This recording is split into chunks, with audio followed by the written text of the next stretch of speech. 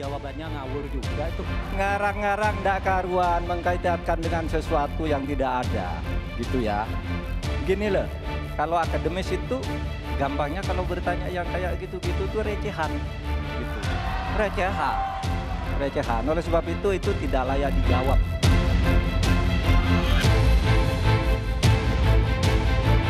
Siapapun orang yang tidak punya etika, akhlak dan moral, pasti di belakangnya ada tindakan-tindakan korupsi yang dilakukan dalam berbagai bentuknya.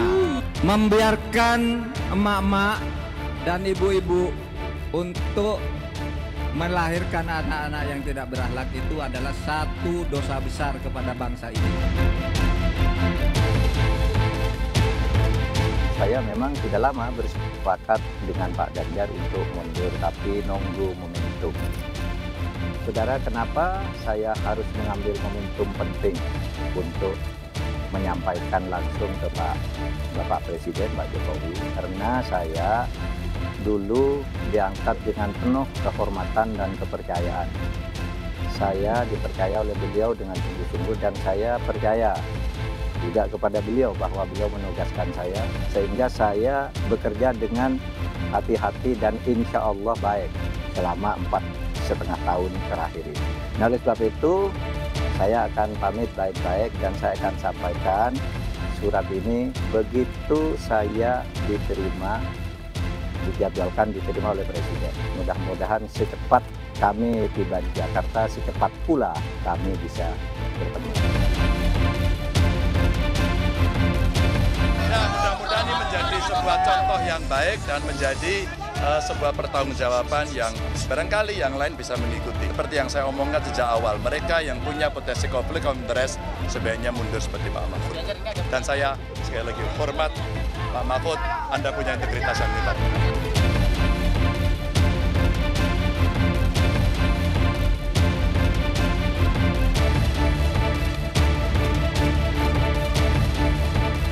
Itu hak dan saya sangat menghargai. Mundur dari kabinet, Pak. Makanya Pak Mahfud turun mundur dari kabinet.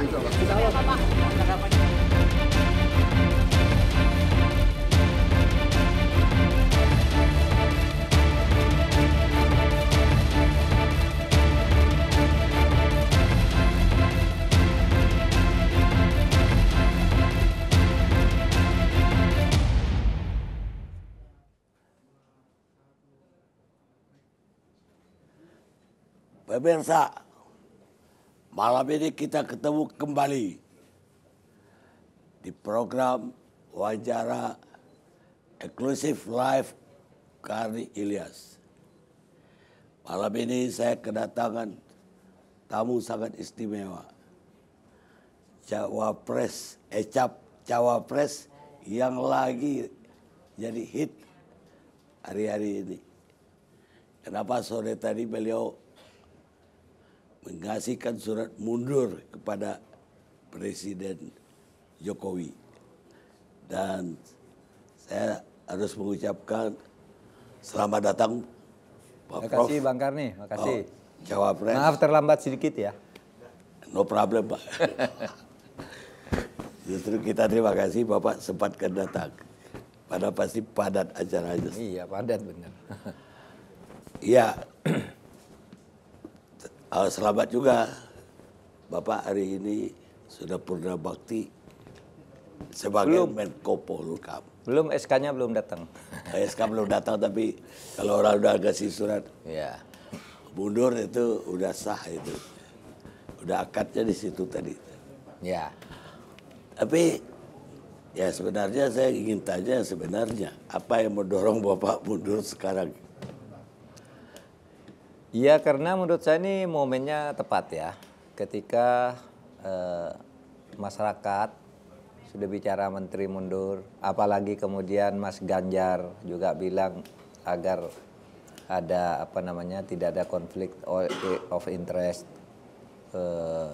pasangan calon yang menjadi pejabat supaya mundur, maka saya anggap itu harus direspon dengan benar. Dan saya langsung merespon waktu itu bahwa ya saya akan mundur tapi nunggu momentum, kan gitu aja. Nah, tahulah saya ada perdebatan di tengah masyarakat. Kenapa baru sekarang? Gitu. Ya, ada pertanyaan begitu, kenapa baru sekarang? Tapi apapun dilakukan pasti ada tanya. Kalau dulu, loh kenapa buru-buru kan gitu kan? Namanya politik. Kalau karena ada yang juga minta justru nanti ini masih ada tugas yang harus dilakukan agar pemilunya lebih baik, Anda tetap di sana. Ada yang begitu. Macam-macam. Tapi pilihan politik saya kemudian dengan penuh menyanjung etika hubungan saya dengan Pak Jokowi, bukan etika ke tata hubungan saya dengan Pak Jokowi, maka saya anggap momentum itu sudah ketemu ketika Pak Ganjar mengatakan, kemudian menjadi selesai momentum itu ketika saya bertemu Pak Jokowi. Itu aja etika saya, karena dulu gini Bang Karni, ketika saya diangkat oleh Pak Jokowi kan sangat terhormat. Pak Jokowi memanggil saya, memberikan tugas ini. Kemudian ada upacara penyelesaian kepres. Saya juga dipercaya selama 4,5 tahun gitu. Tidak pernah ada masalah dalam hubungan kerja dengan Pak Jokowi. Maka saya merasa juga harus pergi dengan penuh penghormatan kepada beliau. Oleh sebab itu saya bilang, saya tidak akan mundur sebelum saya bertemu sendiri dengan Pak Jokowi, kan gitu. Meskipun saya menyatakan mundur itu tanggal 23, tapi bertemunya baru hari ini, tanggal 1 ini. Karena kami masing-masing sibuk kan, beliau ke Jawa Tengah, saya ke Aceh, ke Lampung, kemana. Udahlah, saya bilang pokoknya segera ketemu dengan Pak Jokowi agar saya bisa menyampaikan sendiri, meskipun itu di luar jam kerja. Maka tadi kami ketemunya jam 5, udah di luar jam kerja. Karena kalau nunggu besok, beliau sudah kemana, saya sudah kemana lagi kan. Itu aja. Dan saya merasa selesai, merasa plong. Sudah ketemu dan menyatakan 3 hal Pak. Terima kasih Bapak telah mempercayai saya 4,5 tahun. Pak Jokowi bilang ini, Pak Mahfud tuh Menko Polhukam yang paling lama loh, selama saya menjadi presiden. Ya juga ya, dulu Pak Tejo Edi itu Pak 10 bulan, lalu Pak Luhut setahun 2 bulan, ya kan? Lalu Pak Wiranto 3,5 tahun. Saya ini tidak di reshuffle, mundur sendiri sudah 4,5 tahun. Ya, ini yang tadi ya dari Pak Jokowi. Ya Pak, alhamdulillah Bapak percaya saya dan saya juga pegang amanah Bapak kan gitu. Nah, itu yang saya sampaikan. Yang kedua, hari ini saya mohon mundur Pak, karena saya ikut kontestasi politik. Nah, kenapa? Kalau saya ikut kontestasi politik gitu kan, saya harus fokus, sehingga saya juga harus mundur untuk mempersiapkan diri mengambil estafet kepemimpinan Bapak nanti. Saya bilang, dan mungkin ide-ide Pak Jokowi yang perlu diteruskan, kita estafet kami bawa. Lalu yang ketiga, kami mohon maaf, saya bilang kalau selama ini ada kesalahan. Nah itu yang inti tadi. Ya kalau pertanyaan saya, kenapa Bapak itu kan selama ini dianggap sangat etis sebagai menteri, kalaupun harus kampanye mengajukan cuti, tidak pakai fasilitas negara sama sekali. Ya. Artinya sangat gak ada yang terlanggar oleh Pak Mahfud sebagai Menko Polhukam yang turun kampanye sebagai cawapres. Padahal yang lain-lain kan kita tahu sendiri pelanggaran apa aja terjadi. Nah, kenapa? Maka pertanyaan kenapa harus mundur? Kalau Ibu Mega apa komennya? Ibu Mega, sebelum saya ketemu Pak Jokowi, saya ketemu Pak Pratikno dulu, Mensesnek, yang bersepakat bertemu sore ini. Kami bersepakat tidak usah pada hari kerja dan jam kerja, pokoknya ada waktu Pak Mahfud ketemu Presiden. Terjadilah sore ini di luar jam kerja. Nah, sebelum saya ke Pak Pratikno ke Bu Mega. Bu Mega menyatakan oke, tapi ini dipikirkan dulu opsinya. Apa sekarang waktunya? Apakah nanti waktu lain yang diperlukan dulu? Memang saya bersepakat begini. Waktu saya baru diusung sebagai cawapres itu kan timbul diskusi. Pak Mahfud ini sesudah bersedia mundur dari partai dari menteri apa tidak. Terjadi perdebatan lah. Ada yang secara tegas mundur saja gitu. Tapi kesepakatannya tidak usah mundur dulu karena aturannya boleh. Aturannya boleh, menteri itu cuti saja. Lalu apa yang kita putuskan waktu itu? Saya akan ambil momentum sebenarnya 14 Februari. Sesudah quick count, diumumkan apapun hasil quick count itu saya menyatakan mundur. Kenapa?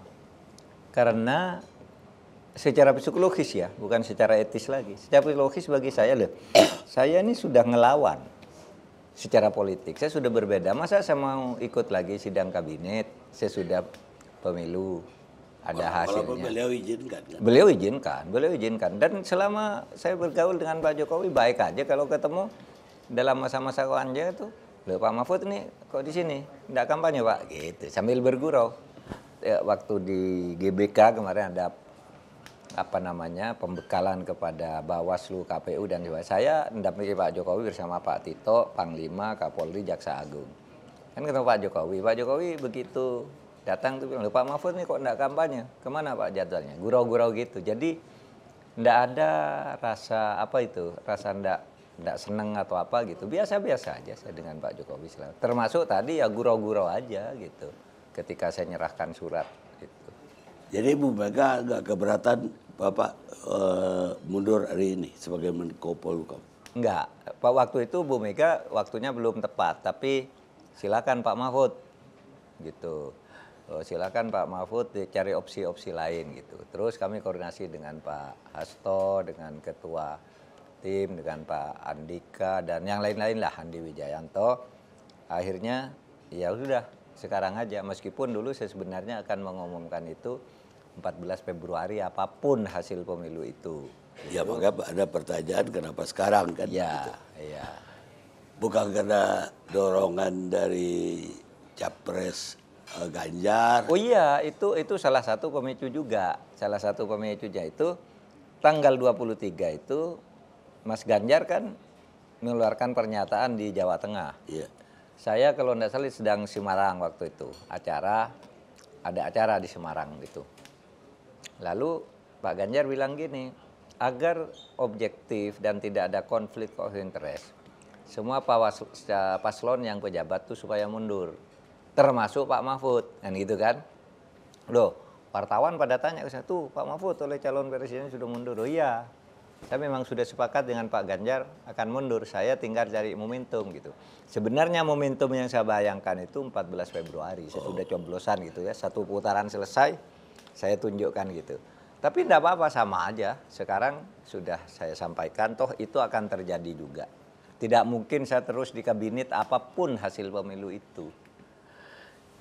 Jadi bukan juga gara-gara LBP mengatakan ya yang minta mundur kan kita udah izinkan, kok nggak mundur gara-gara itu? Enggak. Dan saya tidak pernah minta mundur sebelum itu. Lalu kapan mengizinkan? Saya tidak pernah minta mundur sebelum itu. Pak Luhut itu mungkin bilang ke yang lain, yang 17 orang disebut oleh Faisal Basri itu bukan ke saya. Saya juga tidak pernah sebelum itu kan tidak pernah minta mundur. Saya bilang saya akan tetap di posisi ini untuk ikut menjaga kan gitu. Tapi apa pentingnya sih tahu itu? Baik Pak, kita istirahat dulu, rehat dulu sejenak.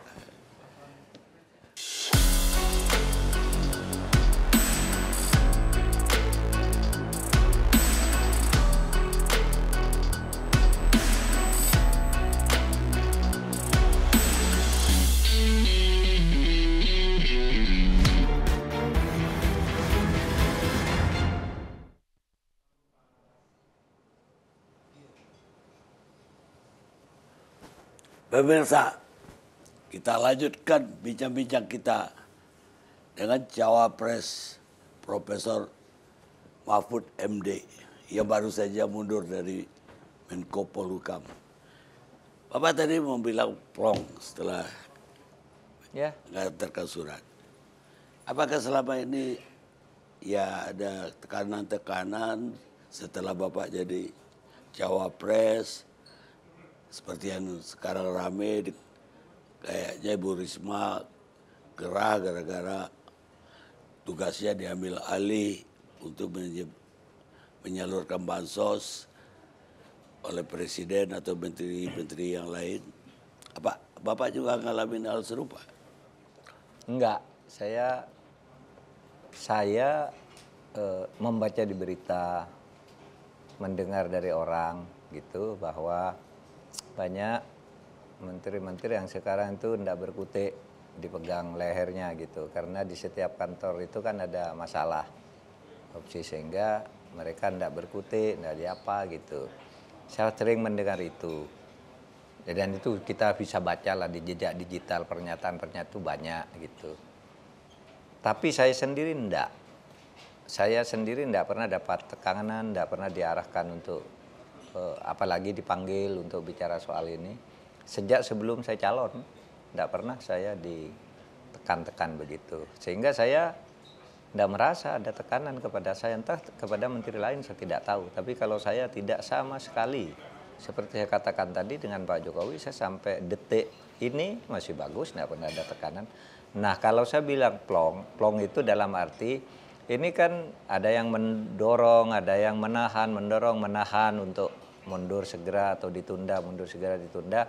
Nah sekarang dengan saya jelaskan itu kan jadi plong, tidak boleh lagi ada orang mendorong, Atau mempercepat, perlambat, menahan, tidak boleh lagi kan sudah plong. Saya sudah bisa apa saja sekarang kan gitu. Itu maksud saya plong. Bukan karena lepas dari tekanan, tapi kontroversi tarik-menarik di sekitar saya ini sekarang menjadi selesai.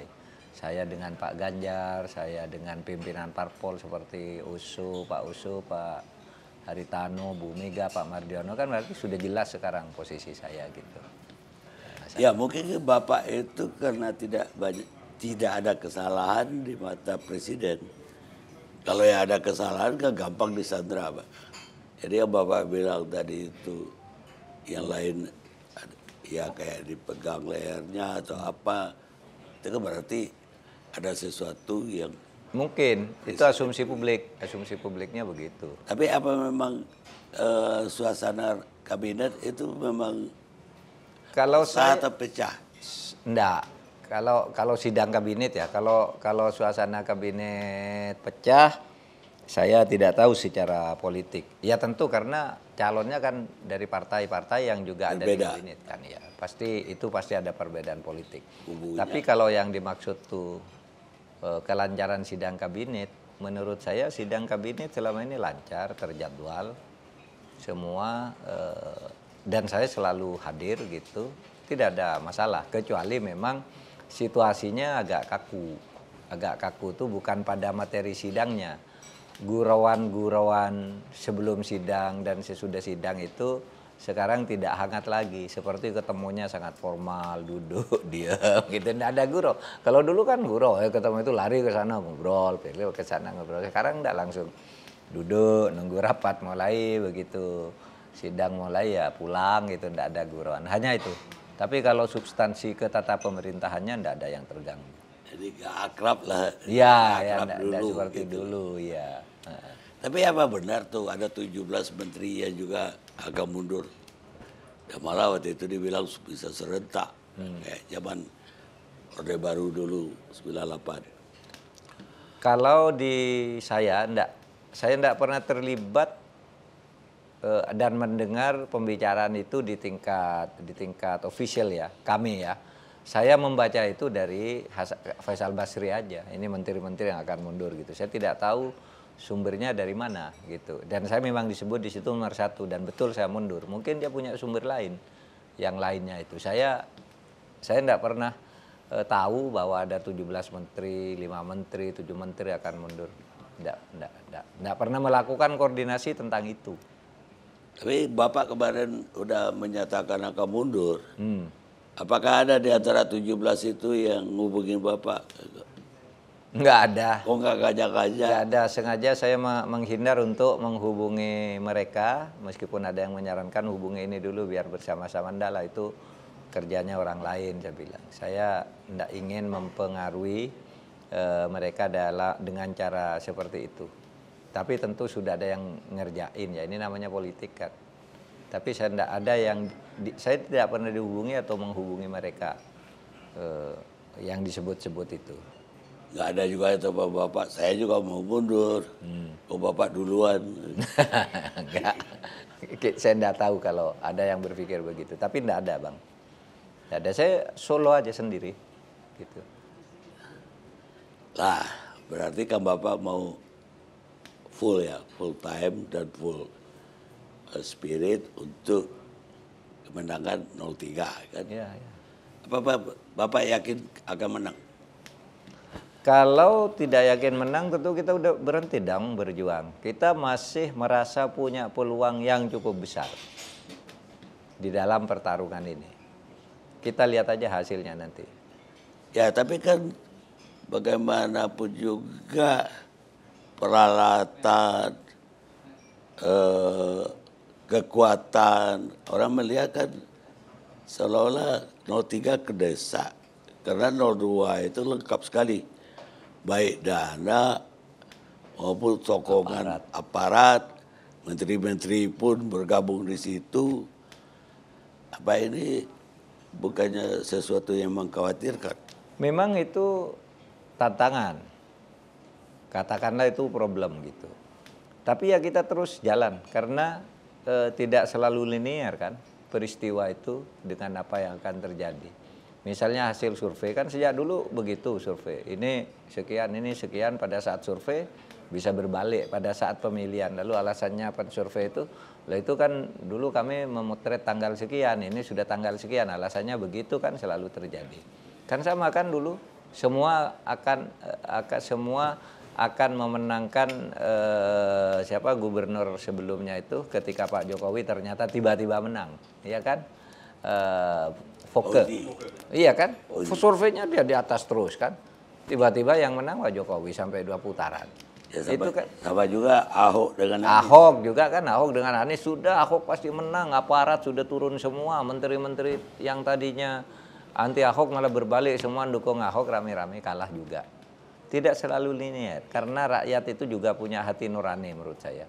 Pada saat hari penentuan pengadilan pemilu oleh rakyat itu, pada saat itulah kemenangan akan ditentukan yang sesungguhnya. Kita optimis lah. Kalau ndak optimis saya jalan-jalan ke tempat lain ya udahlah nanti nunggu tanggalnya itu, ndak usah kampanye, ndak usah bicara apa gitu. Karena masih optimis kan. Iyalah. Baik. Jadi Bapak nggak percaya dong bahwa sekarang 02 sudah 45, ada 47, bahkan hari ini ada yang beritain bahwa udah 50,7, 52,9. 52,9. Iya. Ya, saya tidak sepenuhnya percaya.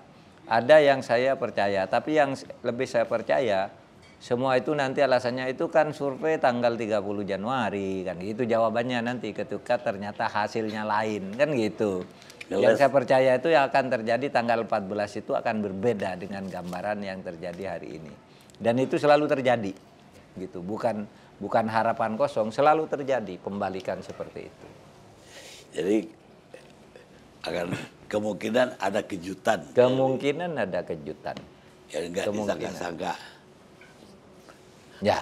Tapi apakah benar kalau sampai putaran 2 dan 01 dan 03 salah satu maju. Tapi yang enggak maju akan mendukung yang maju. Katanya ada pembicaraan ke arah itu. Itu spekulasi publik dan yang kedua mungkin ada di antara anggota tim itu yang ketemu. Tetapi kalau kami sendiri official belum pernah membicarakan hal yang seperti itu. Mungkin tuntutan untuk melakukan itu akan muncul dengan sendirinya nanti sesudah pemungutan suara. Dari ketua umum pun belum? Belum. Nggak ada pembicaraan. Kalau ketua umum yakin kita menang 1 putaran kan? Jadi tidak ada pikiran untuk bergabung dengan yang lain dulu. Tapi nanti mungkin tanggal 15 Februari pikiran itu sudah harus muncul berdasar hasil pemilu nanti. Tapi pemilunya akan seru banget karena tiga-tiganya yakin 1 putaran. Iya. Kita rehat sejenak pemirsa.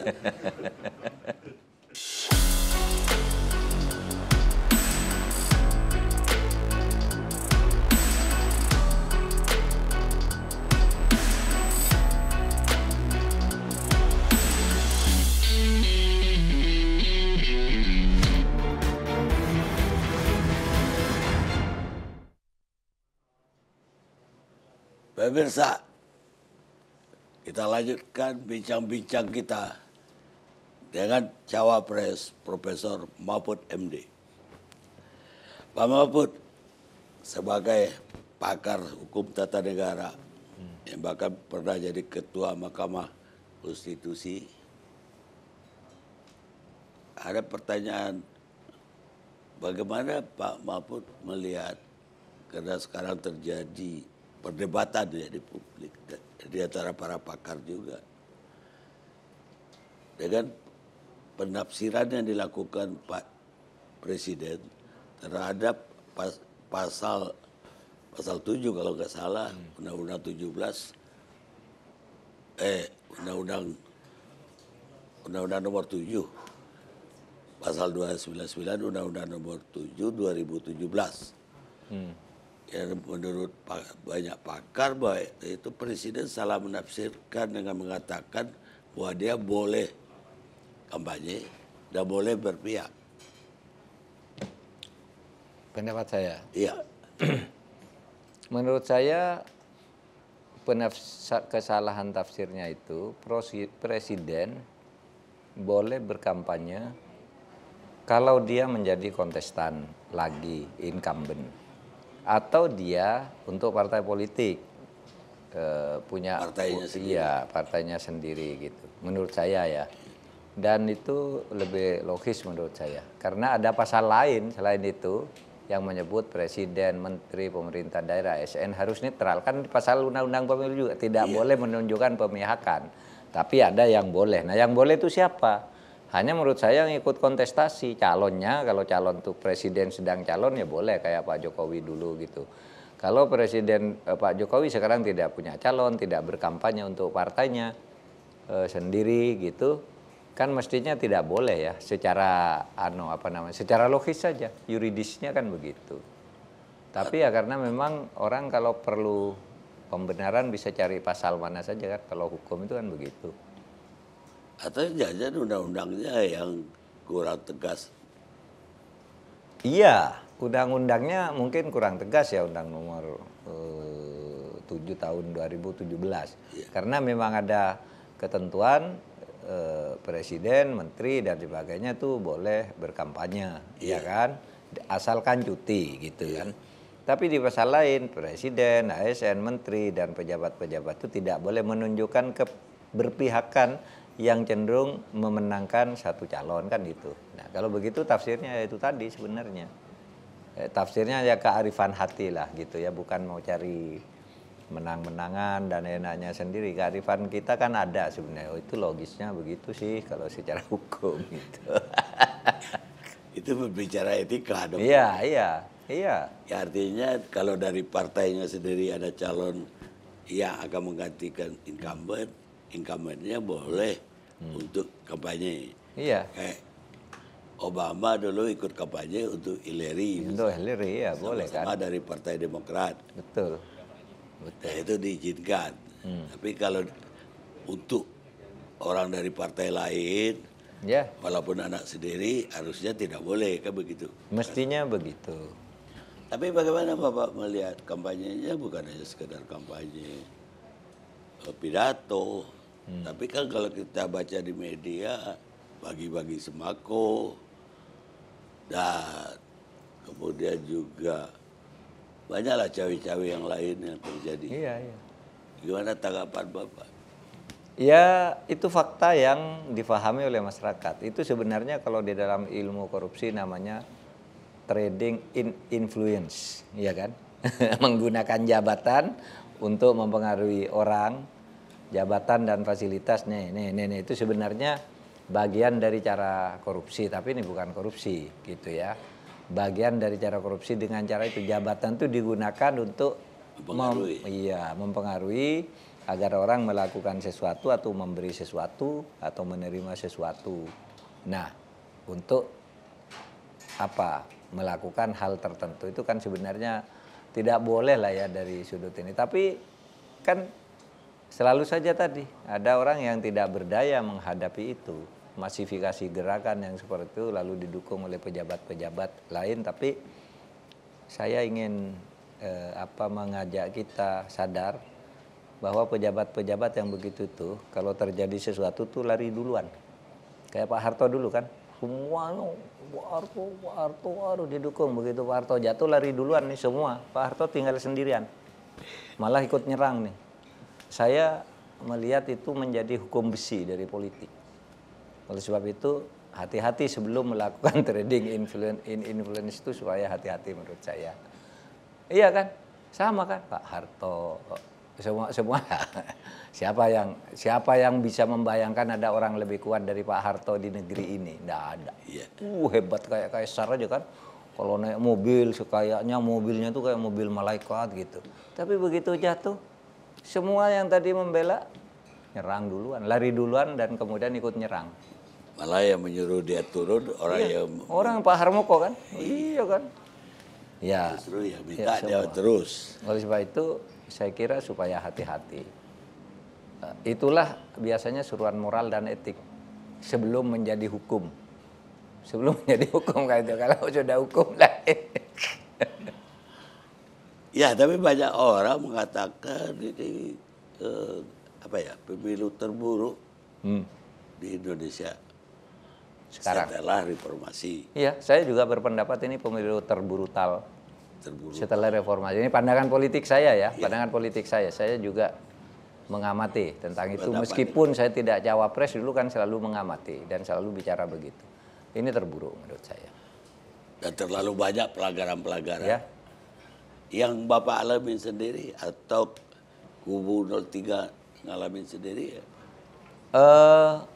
Ya, kalau untuk ngalami saya sendiri jarang ya ada tekanan kepada saya sebentuk phishing maupun pelarangan. Tapi yang saya alami sendiri ya orang mengadu. Yang ini saya misalnya pernah memberi kuliah Universitas Tirtayasa di Banten, bukan Universitas Tirtayasa 2 minggu lalu itu, sebulan lalu lah. Itu kan ada spanduk-spanduk tentang saya, bendera saya gitu, dipasang sorenya. Paginya udah hilang semua. Itu kan kalau ditanya, enggak tahu itu masyarakat gitu. Mestinya kan pengamanan polisi kan. Loh, tapi yang lain kok aman, kok yang gambar saya hilang kan gitu. Yang lain malah bertambah, yang ini hilang gitu. Itu enggak profesional menurut saya pengamanan. Tapi kalau kita nuduh itu pelakunya tuh digerakkan oleh polisi, kita bisa ditangkap. Oleh sebab itu orang enggak melapor juga siapa pelakunya, ini apa, meskipun sudah ada foto mobilnya apa gitu kan hilang aja kasus-kasus itu. Karena menurut saya ini ya paling brutal sejak era reformasi. Kita lihat kan pemilu 2099 bagus banget ya. 2004, 2019, 2000 ini masih lumayan lah, bagus. Ya, ya tidak hanya mungkin itu.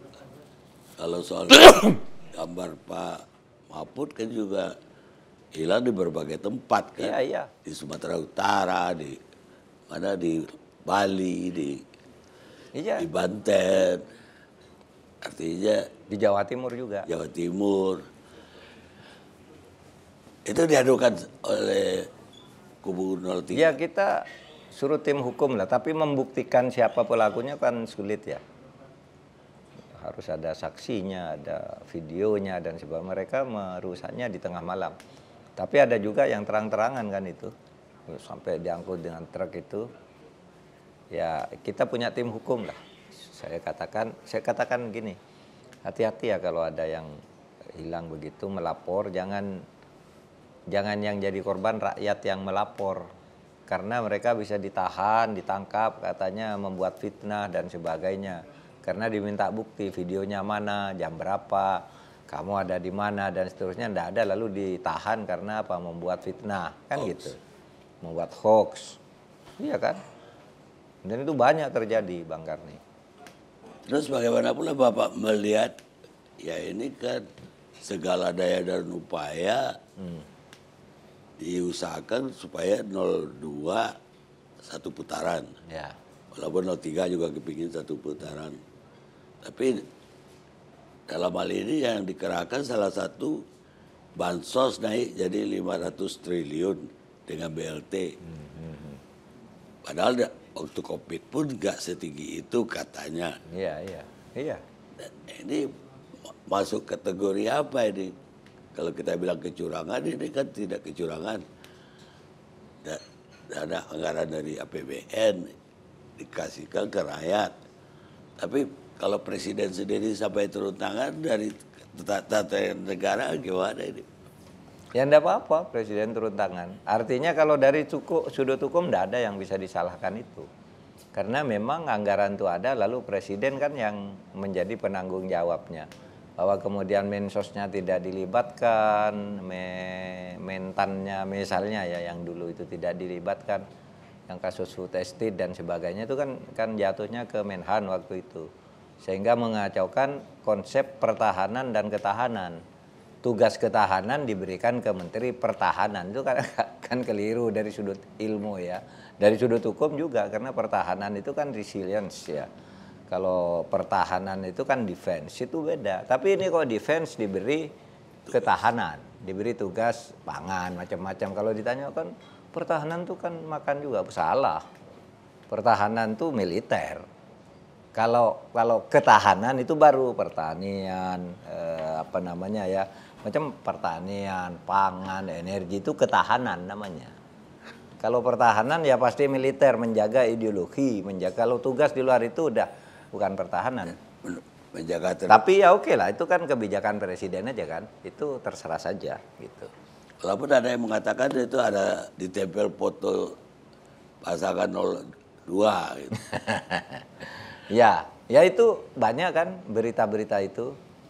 Jadi ada pembagian lalu ada paslon tertentu dipasang. Ya bahkan ya ada menterinya yang terang-terangan kan mengatakan, seperti Pak Zulkifli Hasan minta maaf saya harus sebut misalnya. Ini bantuan dari presiden. Ingat ya, Pak Presiden tuh bapaknya Gibran kan gitu. Gibran tuh cawapres misalnya begitu. Itu kan sudah sangat norak ya, sangat norak kan. Tapi ya mau diapain, itu apa melanggar hukum kan? Enggak melanggar hukum, etik gitu. Etik lah ya. Iya. Tapi terakhir berita yang agak buruk juga ketika seorang simpatisan, mungkin bukan kader PDIP di Gunung Kidul yang dipukul dan mau ditahan. Betul. Untuk ketua DPC di Gunung Kidul itu turun tangan. Iya. Tapi sampai keras lah sama debatnya sama apa. Iya. Bapak melihatnya bagaimana ini? Ini pelanggaran. Kalau pelanggaran siapa yang melanggar dia. Kalau aparat juga sekarang nggak jelas. Kapolres bilang bahwa itu bukan mereka, bukan anggotanya, seolah-olah itu pas pampers kan. Pas pampers juga keluar di pernyataan bahwa itu tidak anggota dia. Karena kan sebenarnya ada fotonya ya, fotonya kan jelas, tinggal dipanggil kamu siapa sih gitu kan. Sekarang itu mencari orang gampang sekali, ada fotonya kecil ya dibesarkan lalu sudah diketahui ini ada di sini sekarang. Saya sering cari orang begitu ketemu. Misalnya ada orang ngaco gitu bilang Pak Mahfud itu ditangkap KPK karena ngomong orangnya, saya kasih ke ke polisi cyber, tolong dicari orang gimana sih ini. Ketemu orangnya, datang minta maaf, minta ampun. Pak saya hormat pada Bapak katanya, tapi ini saya dapat kiriman terus dianu lagi gitu. Artinya kalau cuma nangkap orang yang enggak kemarin udah jelas wajahnya siapa itu kan bisa dicari zaman sekarang. Lah sebagai lalu saling bukan polisi, bukan pas pampres, bukan kodim, bukan apa, itu gampang. Ada 3 orang kan? Iya. Bapak sebagai Menko Polhukam kemarin nggak dapat laporan ini dari mana gitu loh? Enggak, kita tidak dapat laporan. Kemarin sudah ramai isu-isu saya mau mundurkan, jadi sudah tidak. Dan itu kan tugasnya di lapangan adalah yang tugas lah, itu bukan saya. Ini pelanggaran siapa kalau ini terjadi? Ya biar diselidiki. Biar diselidiki saja itu. Siapa tuh yang kemarin? Itu kan gampang itu. Itu Untung ketua DPRD-nya tuh perempuan tuh berani juga ya. Berani kayak. Iya, Bapak mana surat tugasnya? Mana surat penanya? Bawa dia ke penjara katanya. Nggak ada. Sudah penangkapan diminta. Iya kan? Kayak saya lihat gambarnya kayak ibu apa? Bu Mega lagi muda. Itu ketua DPRD. Kita ada Gunung Kidul ya. dari PDIP. Bagus itu, bagus. Pemirsa, kita lihat dulu sejenak.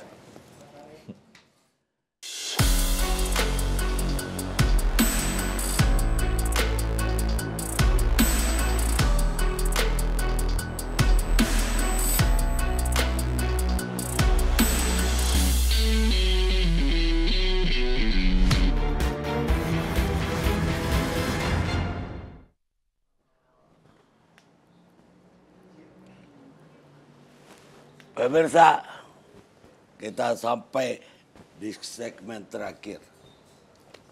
Pak Mahfud, ada pernyataan Pak Mahfud yang mengejutkan. Soal ibu-ibu yang melahirkan anak yang tidak berakhlak. No. Itu dosa Ya. terhadap bangsa. Apa maksud Pak Mahfud dengan mengatakan itu? Iya, itu pelintiran berita aja. Karena kan sudah disiarkan aslinya. Jadi itu acara tabrak kayak gini nih, tabrak Prof. Ada seorang perempuan hamil bertanya, tolong doakan agar anak saya jadi orang baik gitu. Lalu yang di depan tanya, Pak gimana caranya agar ibu-ibu melahirkan anaknya berakhlak gitu. Nah saya jawab, ya dosa kita kalau membiarkan, ini kalimatnya, dosa kalau membiarkan ibu-ibu melahirkan anak tidak berakhlak. Nah, kan apa salah? Kan betul kan saya katakan dosa kita, bukan ibunya yang dosa. Lalu saya jelaskan, oleh sebab itu ibu-ibu itu harus diberi pekerjaan, diberi perlindungan oleh negara gitu. Kenapa? Karena banyak ibu melahirkan lalu tidak bisa mendidik anaknya. Kan banyak kan di Jakarta aja yang ditemukan oleh Bu Risna, ibu anak kecil itu menggelandang, tidak dididik. Karena ibunya tidak punya kerjaan, bapaknya tidak punya kerjaan. Ibu-ibu banyak di desa itu bekerja dari pagi sampai sore, upahnya Rp6.000 gitu. Kapan dia mendidik anaknya? Itu pun lalu tidak diperlakukan tidak layak, negara tidak memberi perlindungan. Saya katakan ke depan negara harus memberi perlindungan terhadap orang-orang ini, kaum ibu ini. Kurang apa baiknya pernyataan seperti ini? Kemudian saya masukkan di Twitter saya. Inilah pernyataan yang sebenarnya sepanjang 2 tahun terakhir ini yang mendapat pujian terbanyak jawabannya. Oh kalau begitu betul Pak Mahfud, 4,5 juta dalam 2 hari. Itu masih saya lihat tadi. 4,5 juta dalam 2 hari orang memuji. Oh ini pernyataan Pak Mahfud. Itu orang-orang bikin hoax saja itu. Dan saya sudah terbiasa orang buat hoax begitu itu lalu lempar batu sembunyi tangan, kalau sudah diklarifikasi dia pergi lagi bikin hoax yang baru lagi. Memang kerjaannya dibayar untuk bikin hoax. Makan dari hoax segitu itu ya begitu. Saya menghargai kaum ibu sebenarnya dari pernyataan. Kita harus sediakan pekerjaan pada kaum ibu, dilindungi oleh negara, kan itu jawabannya.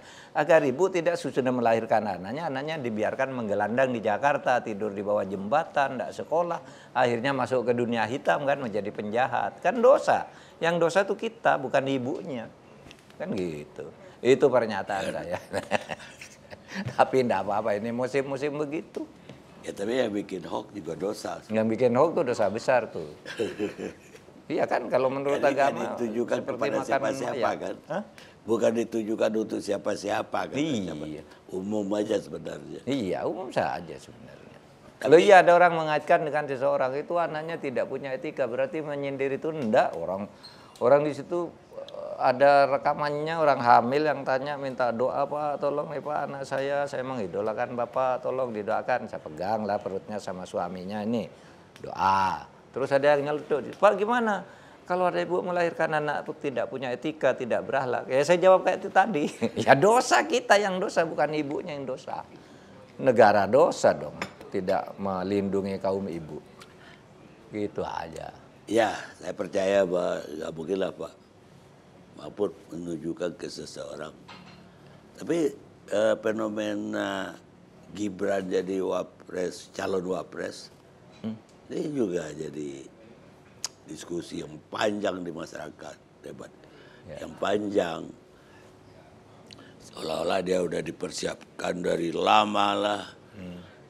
Kenapa konstitusi pun bisa diubah.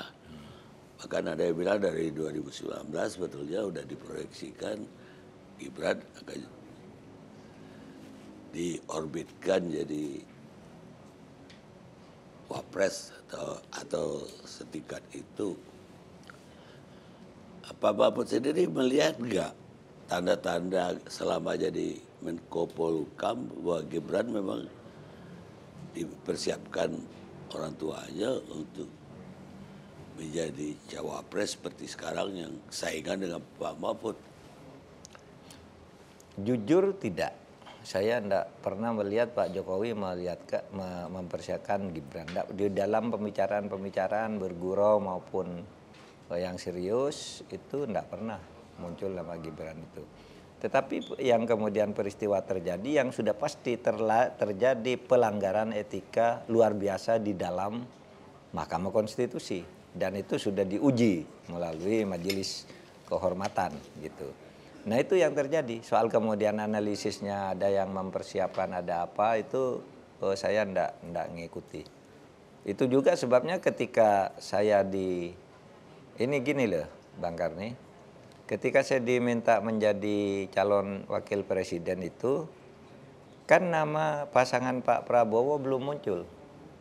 Di dalam pikiran saya Pak Joko Widodo itu akan tetap bersama Mas Ganjar sehingga saya wah ini enak nih kalau Mas Ganjar langsung jadi ini gitu kan. Ternyata 5 hari kemudian yang muncul namanya Gibran gitu. Lalu konfigurasi berubah tapi tidak apa-apa itu politik. Itu politik.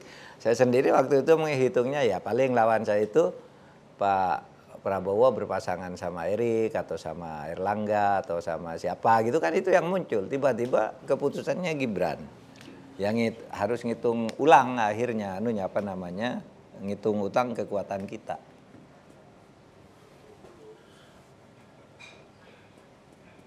Pak Menko Polhukam udah lewat. Udah selesai. Cawapres. Pak Cawapres. Sebetulnya banyak yang saya mau tanya, termasuk prestasi atau kegagalan dalam tugas sebagai Menko Polhukam, tentang kasus Satgas untuk TPPU, ya, TPPU, keuangan, ada Satgas apa lagi itu? Banyak, BLBI, tapi BLBI saya udah lihat jawaban Pak Mahfud, udah yang kembali udah 35 triliun. Walaupun dari harusnya berapa? 30% ya udah kembali. Ya, kalau nggak salah. 31% udah kembali. Artinya kenapa itu? Yang Pak Mahfud tinggalkan ini kan banyak bengkalai juga ini. Termasuk Satgas, hukum, Satgas, apalagi sekarang pengawas pemilu pun. Des pemilu. Des pemilu.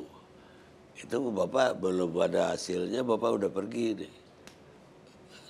Ya kan melekat pada jabatan Menko itu semua ya. Jadi siapapun Menkonya ya harus melanjutkan.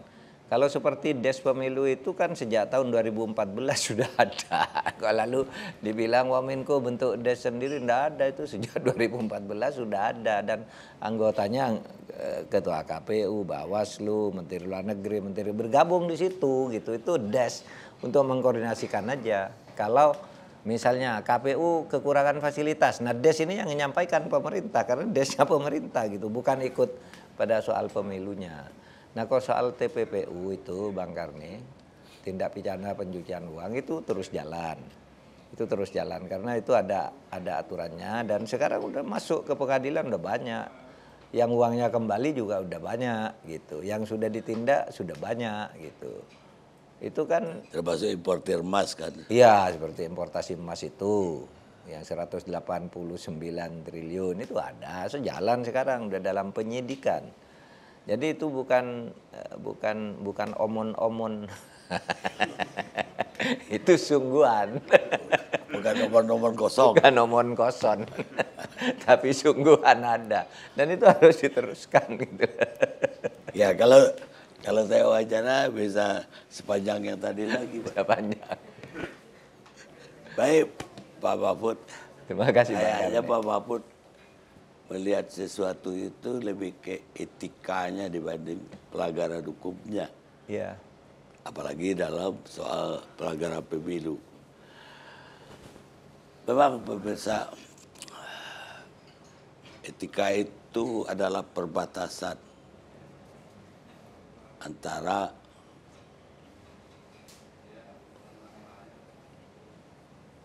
yang Anda berhak lakukan dan apa yang seharusnya Anda lakukan. Sehingga ada keseimbangan. Itu kata Arthur Stewart, Hakim Agung Amerika tahun 50-an.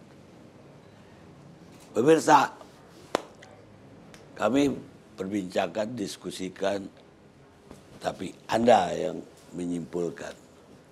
Setuju. Sampai ketemu di wawancara Kani Ilyas yang akan datang. Terima kasih, Pak. Terima kasih ya. Terima kasih. Ya Allah.